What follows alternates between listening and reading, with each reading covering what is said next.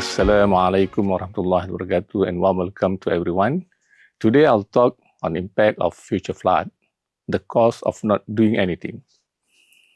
I'll begin by pointing out some common confusion concerning flood, such as why do 100-year floods occur every year? If we had a big flood recently, we are safe for the next few years. Why are floods still occurring despite enormous investment in flood mitigation? It is just a normal flood. We are safe as usual. Such a measure are enough for flood control. We are safe because the area has never been flooded before. Okay, about 10.1% of the total land mass of Malaysia is flood prone, which affects almost 6 million people.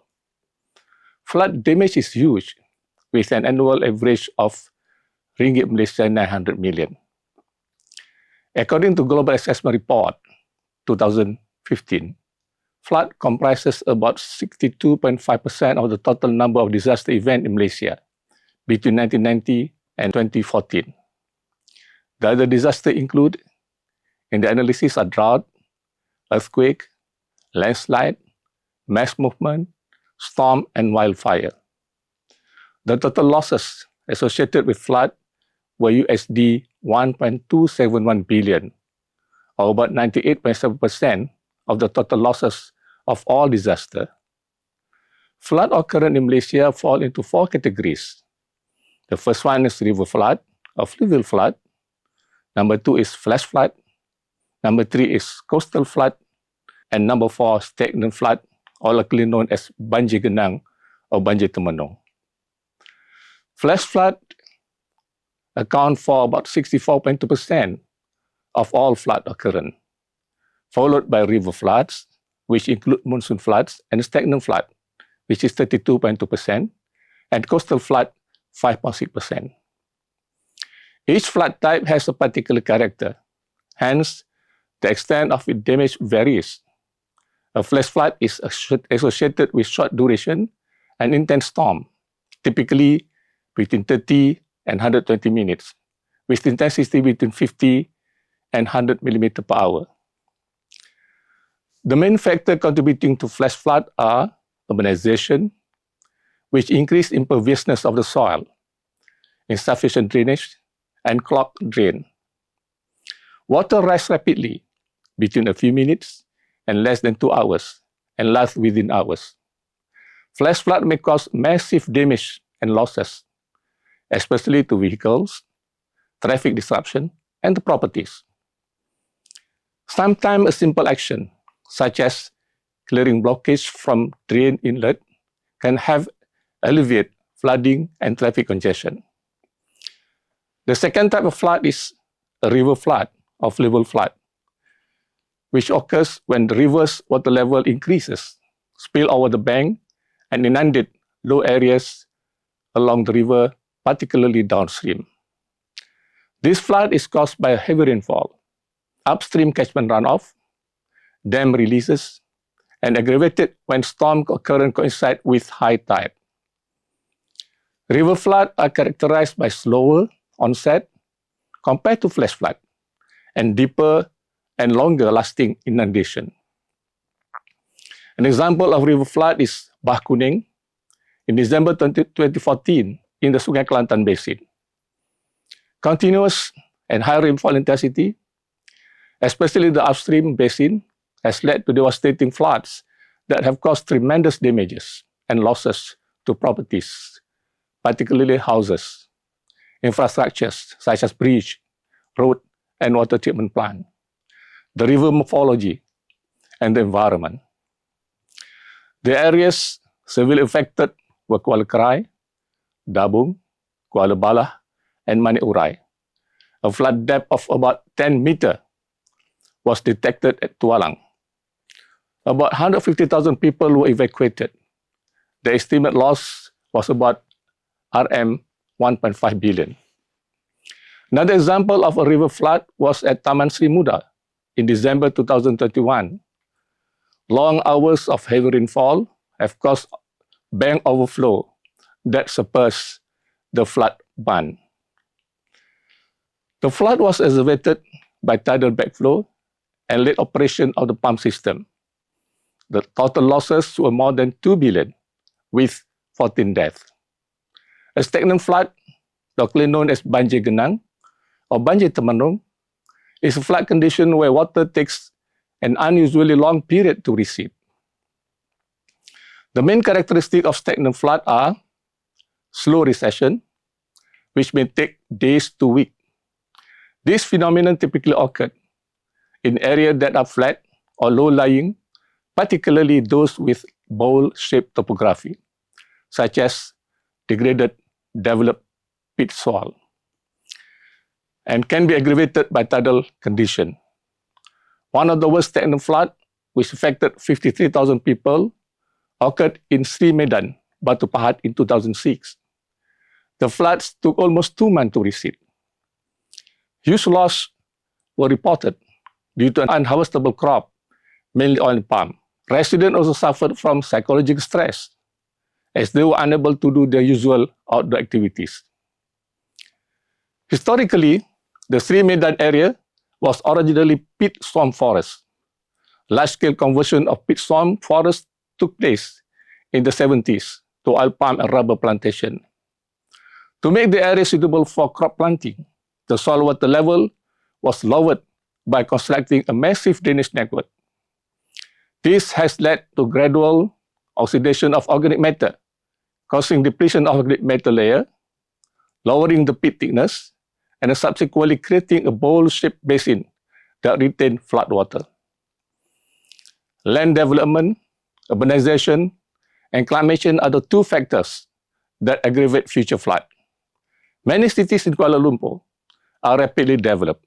For example, the built-up area in the form of roof, roads, and highway, buildings, and parking lot in Kuala Lumpur have increased from 8.2% to almost 80% now.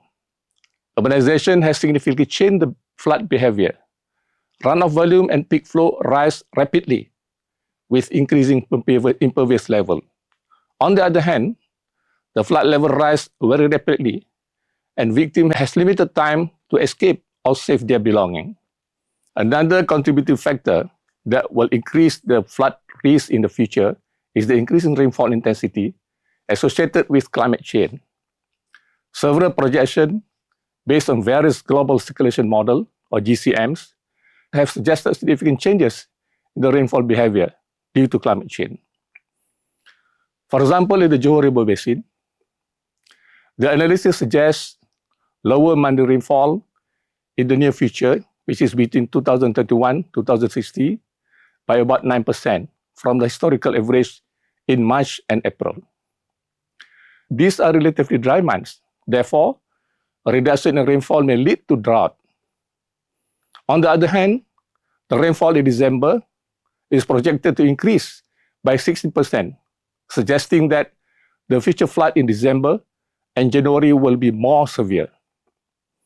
On the other hand, the rainfall behavior in June and July will be more volatile and less predictable. Overall, the analysis suggests that the phenomenon of dry getting drier and wet getting wetter will be prevalent. The flood size and the likely occurrence of a flood is estimated using frequency analysis. There are two types of frequency analysis. First one is rainfall frequency analysis, and the second one is flood frequency analysis. Rainfall frequency analysis is a statistical method to estimate how often extreme rainfall events of different intensities or depth are likely to occur at a specific location. It is useful to determine the probability, return period, and expected magnitude of extreme rainfall event.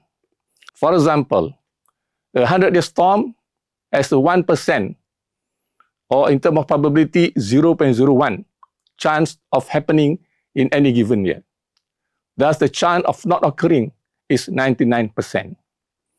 In other words, a 100-year storm is likely to occur 10 times in 1,000 years. Or 10-year flood is likely to occur 10 times in 100 years. Some of the common confusion is it happens only once every 100 years. And second, once it happened, it will happen again 100 years later. The above confusions may lead to a lackadaisical attitude toward flood disaster preparedness. Information from the rainfall frequency analysis is useful for designing hydraulic structures to address issues such as what is the right dam storage to mitigate a 100-year flood. It is not for real or near-time flood prediction or disaster preparedness.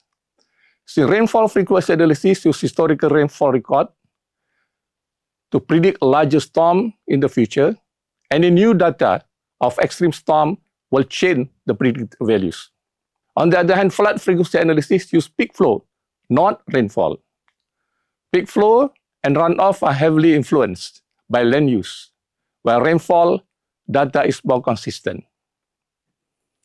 Land development and urbanization have made more surface impervious, which restrict the infiltration of rainwater and consequently increase peak flow and runoff.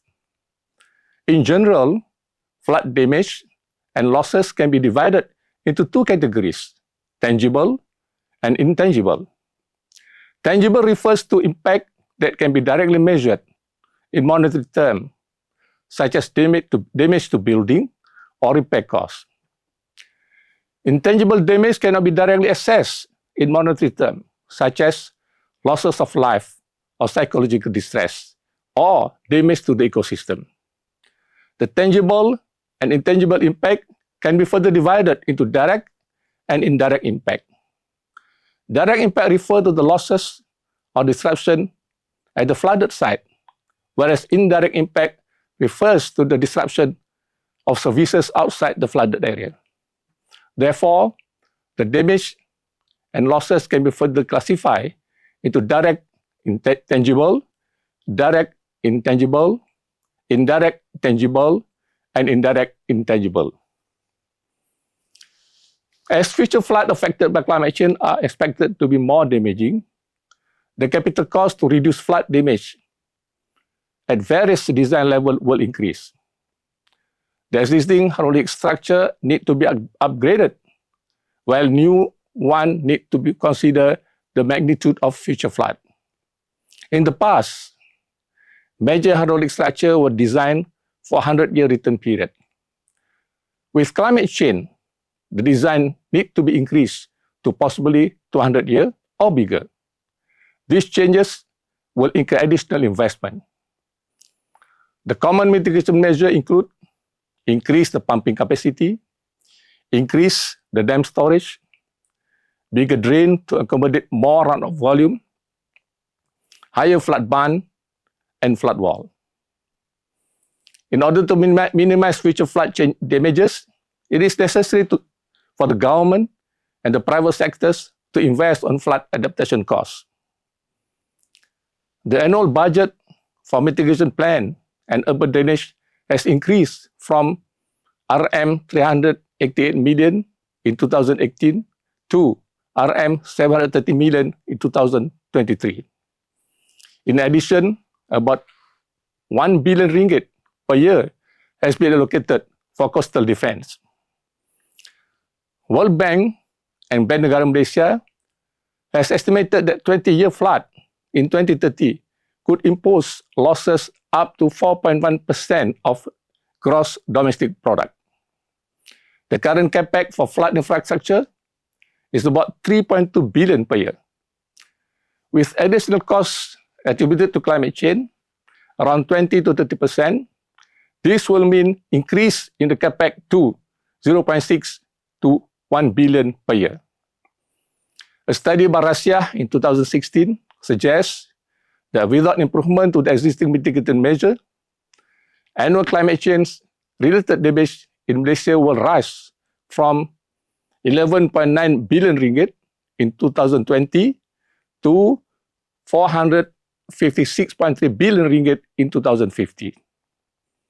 One of the most well-accepted methods to measure the effectiveness of investment on climate change adaptation is the investment cost to the gross domestic product. In this regard, the Bank Negara has compared flood damages and losses without and with flood adaptation investment in selected sectors.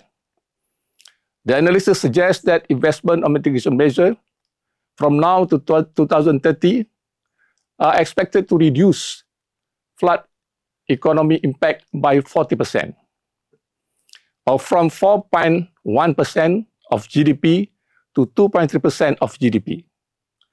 The mitigation measure cost is up to 0.2% of GDP. The total impact will be reduced by 2% of the GDP. Based on the percentage of mitigation costs in GDP, the current Malaysian investment of 0.17% is indeed the lowest compared to several countries in this region. For example, Japan spent 1% of the GDP. Bangladesh spent 0.8%. The Netherlands spent 0.2%. And the Philippines spent between 0.45% to 1.08% of their GDP. The low investment from this is rather understood, as we are less exposed to the risk of various disasters, except flood. Moreover, each country has a different GDP. For example, a 1% investment by a rich country like Japan is very enormous when converted to absolute value. With climate change, countries will need to allocate additional investment, which is more than double the present investment. To conclude my talk, I would like to highlight some of the important points. First is, many parts of Malaysia are highly prone to various types of flood. Second, different flood types have different impacts. Third, climate change and land use development will aggravate the future flood. Fourth, extreme floods are frequently occurring now and will be more frequent in the future. And finally, investment in flood adaptation is necessary to reduce the damage of climate change-induced flood. That's all. Thank you very much.